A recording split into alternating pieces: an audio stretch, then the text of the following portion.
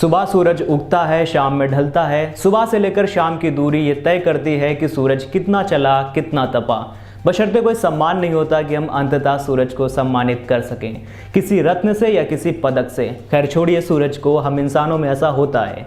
पूरे जिंदगी भर की धूप और तपन को कुछ सम्मानों से परिभाषित किया जाता है, जैसे कि जाकिर हुसैन, इंदिरा गांधी, लाल बहादुर शास्त्री को भारत रत्न से सम्मानित किया गया। फिलहाल अभी ये बहुमूल्य रत्न लाल कृष्ण आडवाणी को मिलने वाला है। मोदी जी ने ट्वीट करके इसकी जानकारी दी है। आइए एक नजर डालते हैं एल के आडवाणी की जीवन यात्रा पर। नमस्कार, आप देख रहे हैं राइजिंग भारत की स्पेशल सीरीज सरकारी बवाल। मैं हूं आपके साथ अविराज। चलिए एक कहानी आपको सुनाता हूं। 8 नवंबर 1927 को एल के आडवाणी का जन्म होता है कराची में, जो कि अब पाकिस्तान का हिस्सा है। पार्टीशन के दौरान एल के बॉम्बे आ जाते हैं और यहीं से इनकी कॉलेज की पढ़ाई पूरी होती है। यह साल था 1941 का, जब आडवाणी मात्र 14 साल की उम्र में आरएसएस ज्वाइन कर लेते हैं और प्रचारक के तौर पर राजस्थान में काम करने लगते हैं। धीरे धीरे वक्त बीतता है और 1951 में आडवाणी भारतीय जनता पार्टी के सदस्य बन जाते हैं।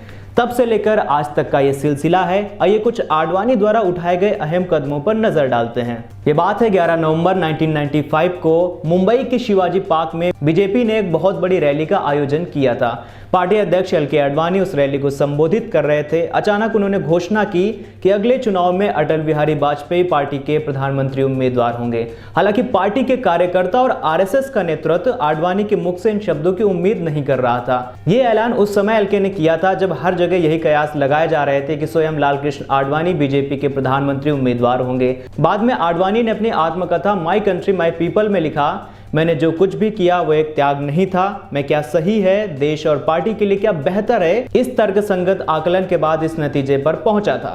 अब आती है सोमनाथ से रथ यात्रा। सोमनाथ से रथ यात्रा निकालना एलके और भारतीय जनता पार्टी के लिए बहुत बड़ा मास्टर स्ट्रोक था। आडवाणी जी आगे बढ़ो। ये रोहतक का प्यार, ये रोहतक का अभिनंदन, अयोध्या जाने में श्रीमान आडवाणी जी का उत्साहवर्धन। And the most important point is that in this country, even with your own religion, unless the entire people, irrespective of their faith, are able to identify themselves with the culture of this country, the sense of nationalism would be weakened. And I hold that Ram and Ramayana are precious, invaluable parts of Indian national culture.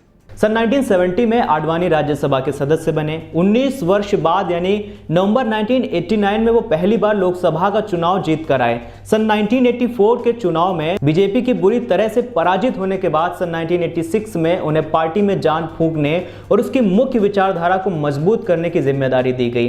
सन 1990 आते आते वो Congress party को बराबर की स्तर पर चुनौती देने की स्थिति में हो गए। जननेता ना होने के बावजूद वो पार्टी में गांधीवादी समाजवाद को अपनाने की बहस को रोकने में सफल हो गए थे। निलंजन मुखोपाध्याय अपनी किताब the RSS icons of the Indian right में लिखते हैं, 1990 में आडवाणी की सोमनाथ से अयोध्या तक की रथ यात्रा ने राम मंदिर के मुद्दे को भारतीय राजनीति के केंद्र बिंदु में ला दिया था। अब बीजेपी समर्थ थी, सशक्त थी। 6 दिसंबर 1992 जीवन का सबसे दुखद दिन रहा एल के आडवाणी का।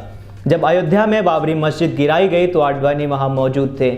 झांसी के गेस्ट हाउस में नजरबंद रहने के दौरान उन्होंने इंडियन एक्सप्रेस में 2 लेख लिखे, जिसमें उन्होंने स्वीकार किया था कि 6 दिसंबर 1992 उनके जीवन का सबसे दुखद दिन था। निलंजन मुखोपाध्याय लिखते हैं, रिहा होने के बाद जब उनसे पूछा गया कि क्या उनके लेख से समझा जाए कि उन्होंने 16वीं सदी में बनाई गई मस्जिद के लिए माफी मांग ली है, तो उन्होंने कहा कि ऐसा समझना ठीक नहीं है। हालांकि अपनी आत्मकथा में उन्होंने लिखा था कि उनका दुख इस बात के लिए था कि संघ परिवार भीड़ को नियंत्रित करने में सफल नहीं हो पाया, जिसकी वजह से उन्हें शर्मिंदगी उठानी पड़ी।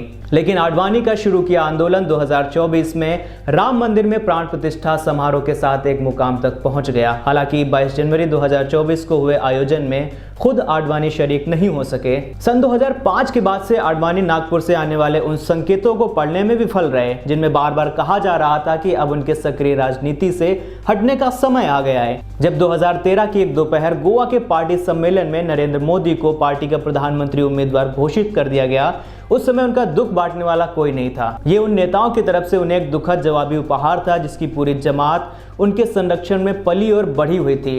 नरेंद्र मोदी के प्रधानमंत्री बनने के बाद उन्हें मार्गदर्शक मंडल में भेजे जाना कुछ भी लोगों को रास नहीं आ रहा था, बल्कि विपक्ष तक ने इस पर सवाल उठाया। हालांकि अब जब प्रधानमंत्री नरेंद्र मोदी ने आडवाणी को देश के सबसे बड़े सम्मान भारत रत्न से सम्मानित करने का ऐलान किया, तब समर्थक इसे उनकी दशकों की मेहनत का न्यायोचित सम्मान बता रहे हैं। आज भारतीय जनता पार्टी के हर एक कार्यकर्ता के लिए भी गर्व और गौरव का दिन है। आप सबको ये खुशखबरी मिल चुकी है कि आज देश ने हम सबके आदरणीय नेता लाल कृष्ण आडवाणी जी को भारत रत्न देने की घोषणा की है। तो वहीं कुछ लोगों का कहना है कि मोदी लोगों के उस परसेप्शन को बदलना चाहते हैं जहां पर लोग ये सोचते हैं कि मोदी ने आडवाणी का करियर खत्म कर दिया। खैर, देखना ये होगा कि क्या इसका असर वैसा ही पड़ेगा जैसा सोचा जा रहा है। फिलहाल आज के लिए इतना ही। देखते रहिए राइजिंग भारत। शुक्रिया।